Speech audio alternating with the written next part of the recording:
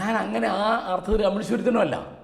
കമ്മ്യൂണിസത്തിൻ്റെ ആത്യന്തിക ലക്ഷ്യമുണ്ടല്ലോ, അതായത് പാവപ്പെട്ട ആളുകളുടെയും തൊഴിലാളികളുടെയും ദരിദ്രന്മാരെയും കൂടെ നിൽക്കുക, അതെനിക്ക് സന്തോഷമേ ഉള്ളൂ. പക്ഷേ അവരുടെ വഴികളുണ്ടല്ലോ, അതിൽ ഹിംസ ഉപയോഗിക്കുന്നതിന് ഞാൻ എതിരാണ്. അല്ലെങ്കിൽ തൊഴിലാളി വർഗാധിപത്യം എന്ന് പറഞ്ഞാൽ ജനാധിപത്യമല്ല. അതിൻ്റെ ഇന്ത്യയിലുള്ള അല്ല പറഞ്ഞാൽ ഞാൻ, അതിൻ്റെ തത്വം എന്ന് പറഞ്ഞാൽ എന്താ? തൊഴിലാളി വർഗാധിപത്യമാണല്ലോ, അല്ലേ? തൊഴിലാളി വർഗാധിപത്യം ജനാധിപത്യമല്ല. ഇപ്പം കമ്മ്യൂണിസ്റ്റ് റഷ്യ ജനാധിപത്യമുള്ള രാജ്യമല്ല. അല്ല, ഇവിടുത്തെ ഇപ്പോഴുള്ള ഇപ്പോഴുള്ള എതിർപ്പിൻ്റെ കാര്യം ഞാൻ പറയാം. അതായത് ഞാനൊരു പൗരാവകാശ പ്രവർത്തകനാണ്, പിന്നെ ചെറിയ നിലക്കൊരു എഴുത്തുകാരനാണ്. അപ്പോൾ എഴുത്തുകാരൻ എന്താണ്? എപ്പോഴും പ്രതിപക്ഷത്തുള്ള ഒരാളാണ്, ഭരണപക്ഷത്തുള്ള ആളല്ല. ഇപ്പോൾ കേരളത്തിൽ CPM ആണ് 10 കൊല്ലമായിട്ട് ഭരിക്കുന്നത്. 10-14 കൊല്ലമായിട്ട് കേന്ദ്രത്തിൽ BJP ആണ് ഭരിക്കുന്നത്. അപ്പോൾ നമ്മൾ BJPയും CPMനെയാണ് എതിർക്കുക. അല്ല, കോൺഗ്രസിനെ പണ്ട് ഞാൻ എതിർത്തിട്ടുണ്ട്. കോൺഗ്രസ് ഇവിടെ ഭരിക്കുമ്പോൾ കോൺഗ്രസിനെ എതിർക്കും. കോൺഗ്രസ് കേന്ദ്രത്തിൽ ഭരിക്കുമ്പോൾ ഇപ്പോൾ അടിയന്തരാവസ്ഥ കാലത്ത് ഇന്ദിരാഗാന്ധി ഭരിച്ചു, ഞാനിന്ന് പത്രപ്രവർത്തകനാണ്, ഞാനതിനെതിരായിരുന്നു. അടിയന്തരാവസ്ഥക്കെതിരായിട്ട് പ്രവർത്തിച്ച ഒരു പ്രതിപക്ഷമാണ് ഞാൻ.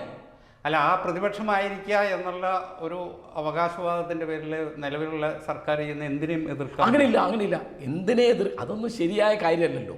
ഇപ്പോൾ CPM ചെയ്യുന്ന ഏത് കാര്യവും ശരിയാണ് എന്ന് തോന്നിയാൽ ഞാൻ അതിനെ പിന്തുണയ്ക്കുകയും ശരിയല്ല എന്ന് തോന്നിയാൽ അതിനെ എതിർക്കുകയും ചെയ്യുന്ന ഒരാളാണ്. ഇപ്പോൾ ഞാൻ ഉദാഹരണം പറഞ്ഞുതരാം.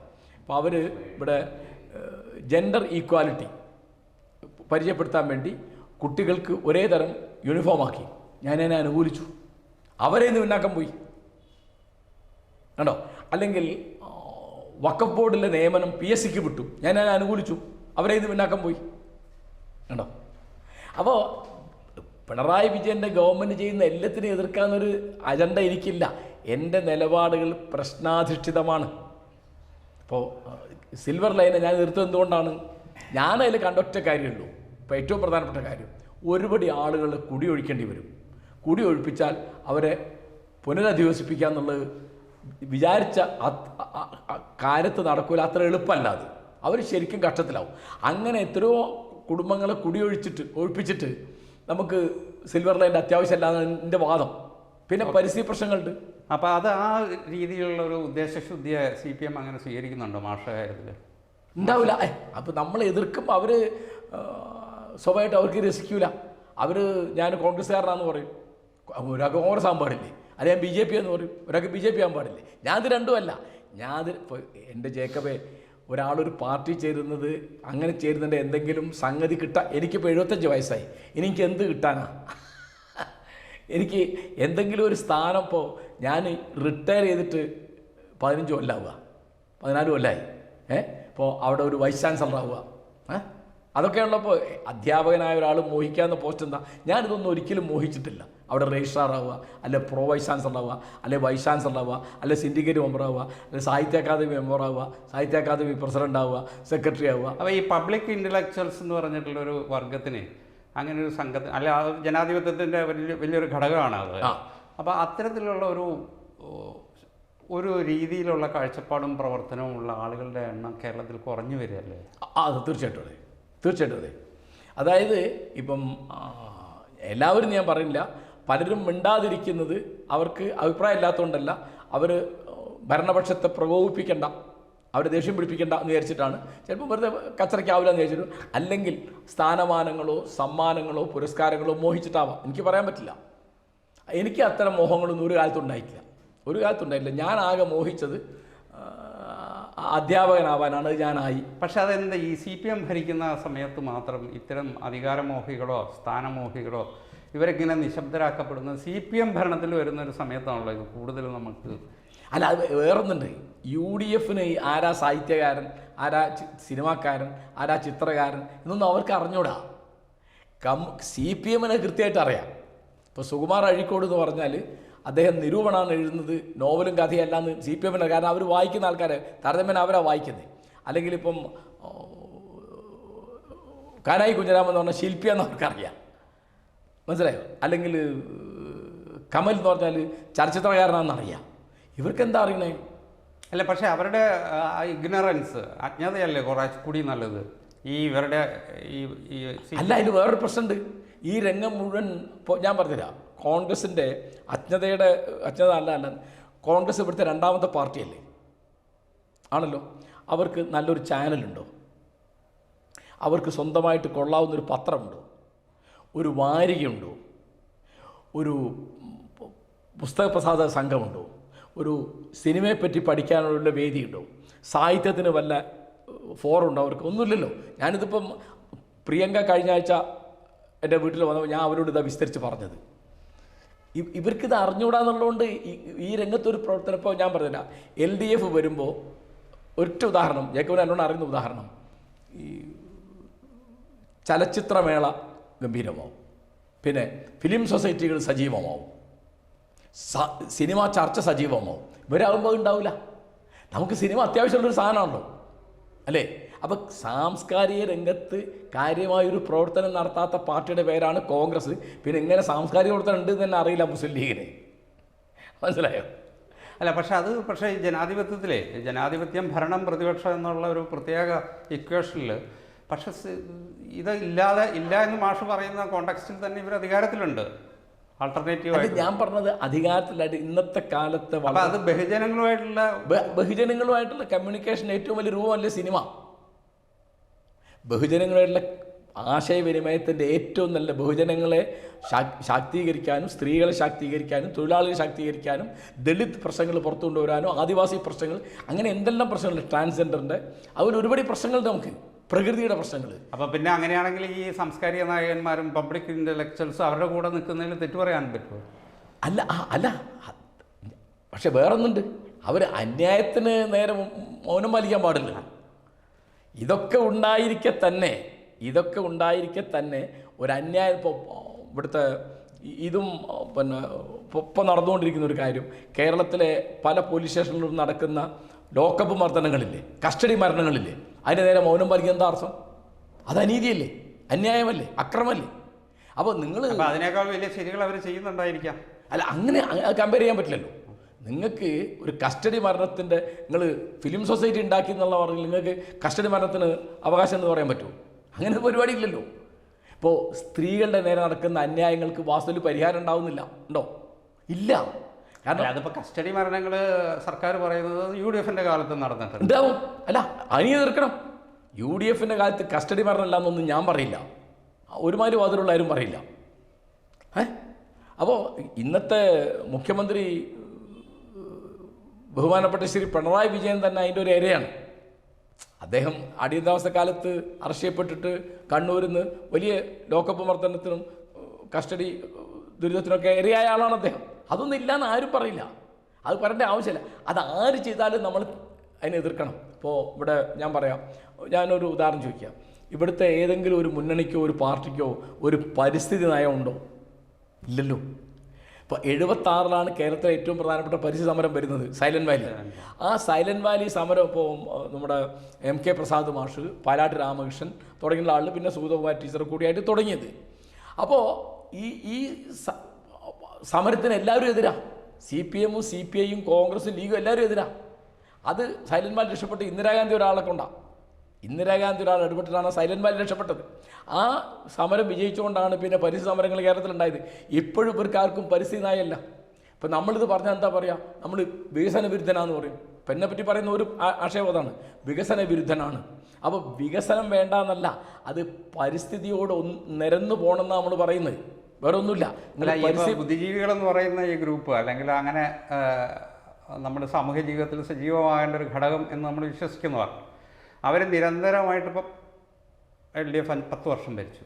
10 വർഷത്തെ നിശബ്ദത എന്ന് പറയുന്നത് സമൂഹത്തിൽ വലിയ ദുരന്തം ഉണ്ടാക്കും. ആണ് അല്ല, അങ്ങനെ ഉണ്ട്.